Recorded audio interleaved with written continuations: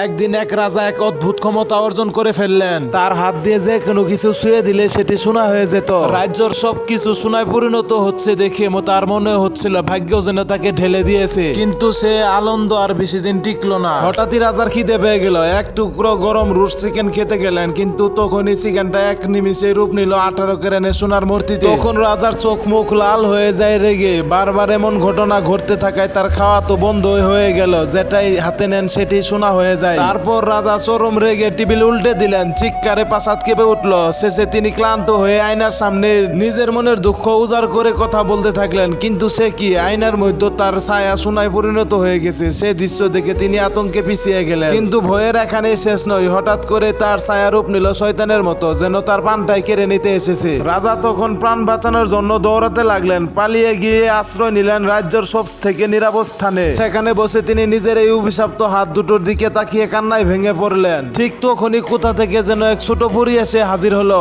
সে বলল, এই দুর্ভাগ্য তোমার নিজেরই তৈরি রাজামশাই। তখন রাজা কাঁদতে কাঁদতে বললেন, দয়া করে এই অভিশপ্ত ক্ষমতা ফিরিয়ে নাও। আমার সমস্ত ধন সম্পদ দিয়ে হলো আমি মুক্তি চাই। তখন পরী আগের মতো রাজাকে গরিব বানিয়ে সেখান থেকে চলে যায়। আর রাজাও ভালোভাবে খেতে শুরু করে আর জীবন সুন্দর হয়ে যায়।